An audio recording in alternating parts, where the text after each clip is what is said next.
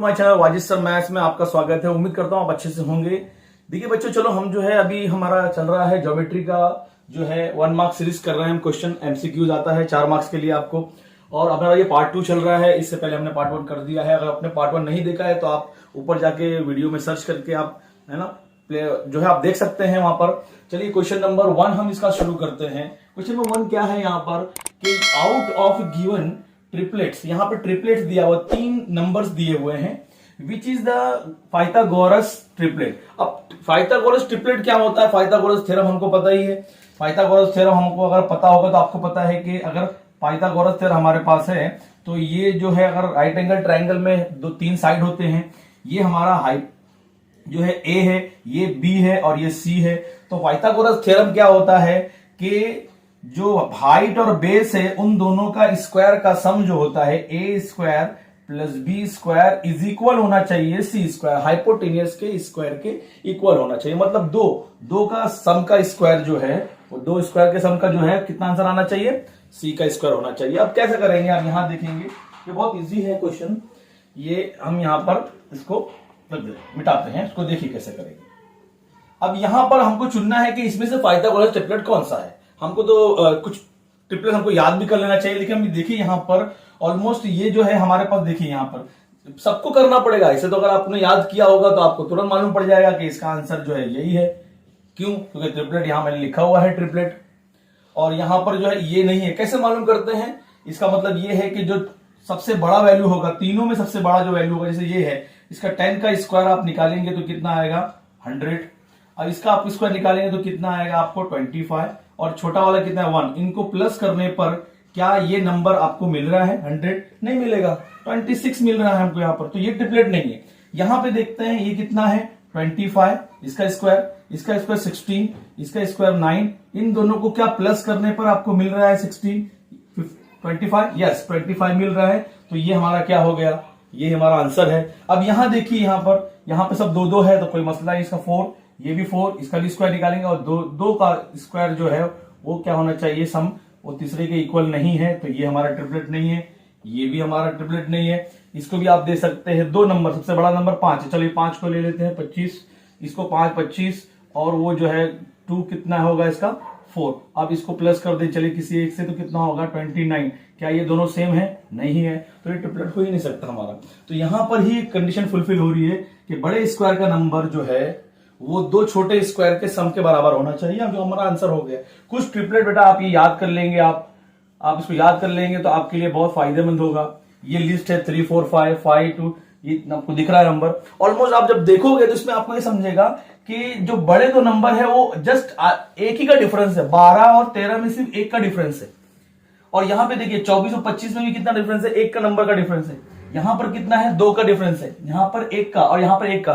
तो ऑलमोस्ट ज्यादातर इसमें क्या हो रहा है, 1 या 2 नंबर ही छोटा बड़ा नंबर बाजू बाजू में होगा। तो आप समझ जाएंगे वो जोड़ी जो है, अगर 60 61 आपको मालूम पड़ गया तो जो यहां पर ऑप्शन होगा उसमें से आप क्या करना? टिक लगा देना। तो ये आपको क्या हो जाएगा? आंसर मालूम पड़ जाएगा। लेकिन हम याद कर लेंगे तो ज्यादा अच्छा होगा। और अगर हमको सॉल्व करके देखना है तो आप सॉल्व करके भी ऐसा देख सकते हैं। Question number 2, radius of a sector of a circle is 5 centimetre. Radius दे रहा है, मतलब ये क्या है? आर रेडियस है, हमको रेडियस दिया है। Radius of a circle of a sector is 5 centimetre. Length of arc को हम लोग एल बोलते हैं, और वो भी दिया है 10 सेंटीमीटर। बोलता है find the area of sector. Area of sector कैसे निकालेंगे? यहां पर हमारे पास एरिया ऑफ सेक्टर का 2 फॉर्मूला है बेटा, आप याद रखेंगे। एक होता है theta upon 360 into pi R square, और एक और एरिया, हमारा एरिया ऑफ सेक्टर का फॉर्मूला है 1/2 इंटू आर इंटू एल। अब देखिए डेटा से ये मालूम पड़ा कि आर भी दिया है और एल भी दिया है। तो हम क्या करेंगे? ये वाला फॉर्मूला अप्लाई करके साइड में जल्दी से इसको सॉल्व कर लेंगे। ठीक है, तो एरिया निकल जाएगा हमारा 1/2 ऐसे रखेंगे। आर कितना है बेटा? आर आपको दिया है 5 सेंटीमीटर। इनका एल कितना है? एल आपको दिया हुआ है 10। तो आप क्या करेंगे? इसको कैंसिल करेंगे, 2 5 10। आंसर आएगा 5 into 5 that is 25 centimetre square आएगा, क्योंकि ये सेंटीमीटर में है। याद रखना है, यहां पे 2 आंसर लिखा हुआ है, 25 सेंटीमीटर स्क्वायर और मीटर स्क्वायर। जल्दबाजी में आप जो है गलत ऑप्शन को मत चुन लेना। क्योंकि यहां पर जो है हमको ये यूनिट भी पता होना चाहिए कि यूनिट सेंटीमीटर में है, तो हमारा आंसर भी क्या आएगा, सेंटीमीटर में ही आएगा। तो इसका आंसर हुआ B. 60 degree with the position direction of a X axis, so the slope of a line is, हमको निकालना है। अब देखिए, जब भी एंगल दे दे आपको, एंगल कितना दिया, एंगल को हम थीटा बोलते हैं। अगर वो थीटा हमको 60 डिग्री दे रहा है, अगर दे दिया और बोलता है स्लोप निकालो, स्लोप ऑफ अ लाइन निकालो, तो आपको जब एंगल दे देगा तो स्लोप निकालने के लिए हमारे पास फॉर्मूला है। फॉर्मूला क्या है, tan theta. Tan theta is equal to, मतलब कि स्लोप का फॉर्मूला है slope is equal to tan theta. अब टेन थीटा का वैल्यू रखेंगे, tan theta, theta is given 60 degree, रख दिए। अब हमको ये पता होना चाहिए बेटा, टेन थीटा का 60 डिग्री वैल्यू कितना होता है, हमको ये टेबल याद होना चाहिए आपको।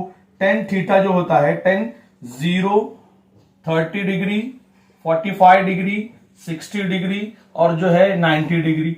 तो हमको ये मालूम होना चाहिए कि इसका 0 डिग्री जो है वो 0 है, ये क्या है 1/√3 है, ये 1 है, ये √3 है और ये नॉट डिफाइंड है। तो अगर हमको ये टेबल 10 का टेबल पता है, हमको 10 का टेबल पता है, तो हम आराम से क्या करेंगे, इसको सॉल्व कर लेंगे। तो अब क्या करना है, इसका डायरेक्टली वैल्यू लिखना है 1060 कितना होता है बेटा, √3।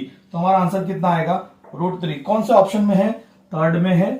तो ये बहुत इजी था।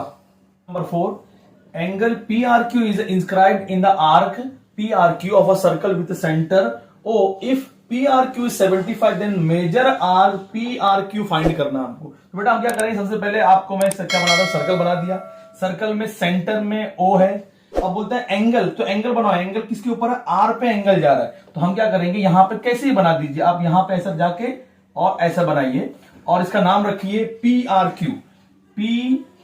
PRQ।